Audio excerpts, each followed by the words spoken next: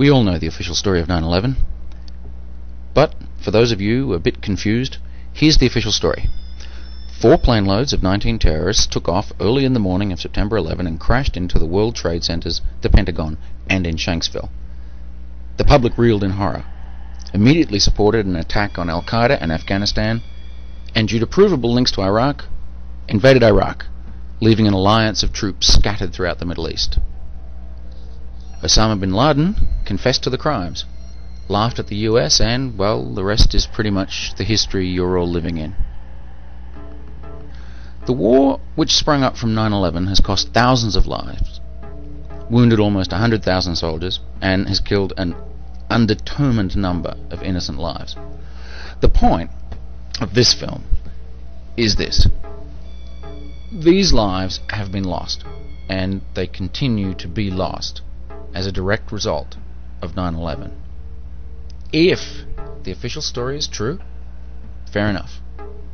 But if there's even 1% doubt, there should be a 100% thorough re-investigation of the events of September 11, 2001 and the war itself.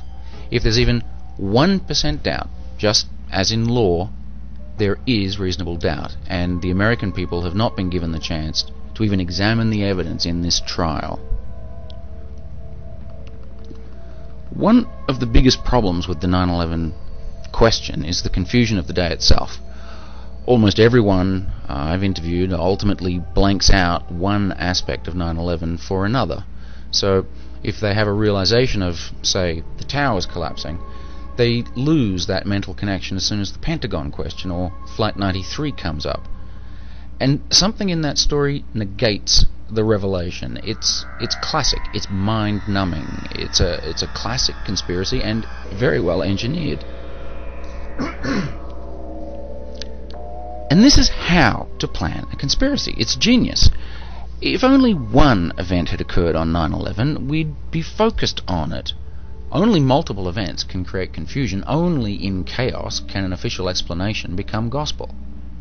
The 9/11 myth can only work within a framework of confusion. Officially repeated lies become truth.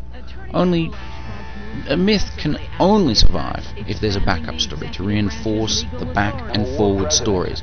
The World Trade Centers may have been controlled demolitions, but how do you explain Flight 93's cell phone calls? The 9/11 story is fundamentally no different from other big lies throughout history.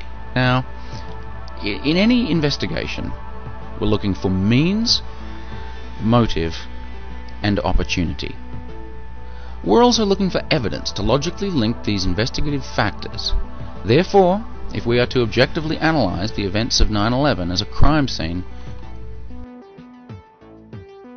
our primary goal should be to try and figure out, apart from Al-Qaeda, who else had the means, the motive, and the opportunity to spin the world into a war for freedom. The simplest method of investigating a crime is to backtrack from today to the events, trying to link the events backwards in hindsight. One very useful tool is to track the money trail. Typically, the money trail is the only one which counts. In 8 out of 10 murders worldwide, money is the motivating factor. So, who profits from 9/11? Surely everybody lost. Well, actually not. If there is a link between 9/11 and profits, they mainly fall on US corporations with international connections, and most of them are oil and military suppliers or producers. And we're not just talking about normal 10 to 30% per annum profits here, over 250% growth in most of the major US Iraqi contractors and oil cartels with Iraqi rights. Let's work back further. We've got huge profits to the tune of 10 trillion, a lot of which has been paid out in cash, flying around in the Middle East, but most of it coming back to the US to roost. We've got a military soundly on the ground and controlling all major pipelines of oil into Europe and Asia, controlling about 25% of the Middle East's outflow of oil. We've got control of the Gulf. You can mount a mobile campaign anywhere in the theatre within hours. Total domination, total control. And forget about insurgents or civil wars. They all play right into the chaos and confusion in the area. Power. We have power. The army mobilized because of the terrorist attacks of 9/11, carpet bombing Afghanistan and taking over key parts of the country. And an added bonus of this invasion was the discovery of a videotape featuring Osama himself proudly explaining the planning of 9/11. It is hardly worth mentioning the actor in this video hardly looks like Osama bin Laden at all, let alone all the other clues on this man's body, which indicate a very poor understanding of the man or the culture he lives in. Now, why would the US government make a fake confession tape? Why would the US need to fabricate any evidence? Meanwhile, in country, Afghanistan is freed.